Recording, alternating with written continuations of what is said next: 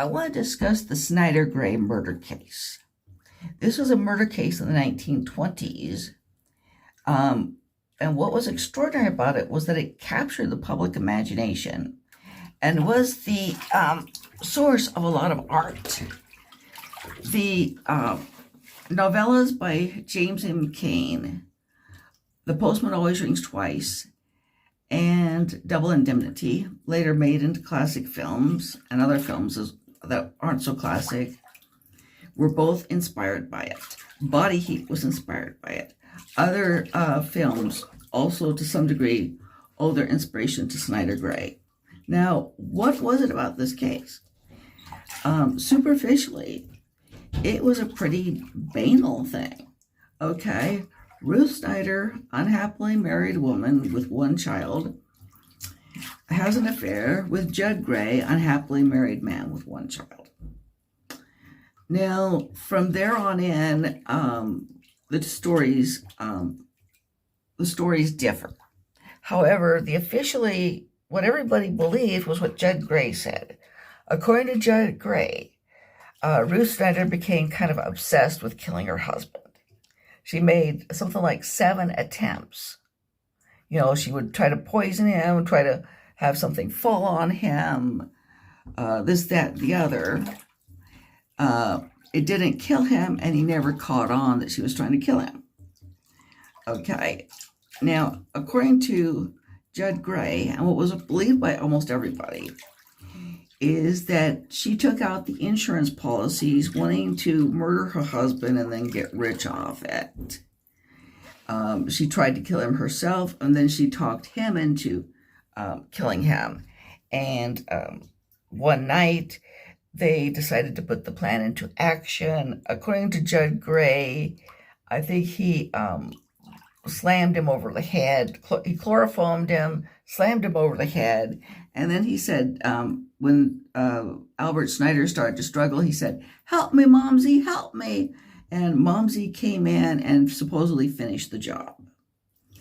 Now, Ruth Snyder's version was quite a bit different. She claimed that she was basically being blackmailed by Judd Gray, and she feared that she would not only get a divorce, but she would lose custody of little Lorraine if it was known that she was an adulteress. There was actually some support for that. They had a canceled check from Ruth Snyder to Judd Gray. And it's kind of unusual for a woman to give a man a, gift of whatever, of money. And so that kind of pointed that maybe she was telling the truth. But at any rate, she did take out the insurance policies. Again, she said that she didn't want to murder her husband and that she thought she could talk Judd Gray out of doing it. And supposedly, according to her version, she was actually in the bathroom when he murdered Judd Gray he murdered Albert Snyder by himself. Now, I don't know which story is true, but everybody believed Judd Gray. It didn't do him any good. He went to the electric chair and she went to the electric chair. Now, I actually think her story at least has some plausibility, which nobody else did at the time. Now, why did this story, this mundane adultery followed by husband murder become so famous and become so well publicized and then lead to, artistic works? It was partly because the 1920s were an era of great flux, okay, particularly as regards to women's role. The era of the flapper was kind of a youthful, exuberant personification of what had been called the new woman, a woman who had a little bit more freedom.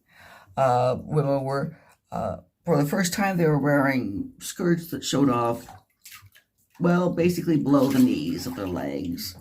They bobbed their hair short,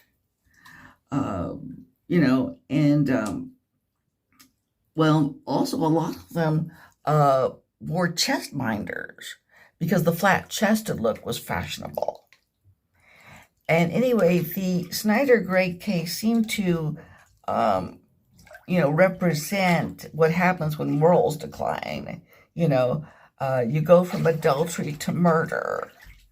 uh, and that, if they had, if he'd stayed away from bad women and liquor, and if she'd stayed away from adultery, this terrible crime would not have occurred. So it did touch an exposed nerve in the culture of its day. And that kind of explains why it captured so much attention. And then that attention, of course, led to art. The Postman Always Rings Twice is a classic novella. The 1946 version is a classic film. Double Indemnity is a classic novel. And the film Double Indemnity is also a classic film noir. Two film classics were inspired by Snyder Gray. The film Body Heat was also inspired by Snyder Gray, and other films have been inspired by Snyder Gray. So Snyder Gray was a, mundane story that touched an exposed nerve about morals in the 1920s and led to an extraordinary amount of art. I hope you enjoyed hearing that.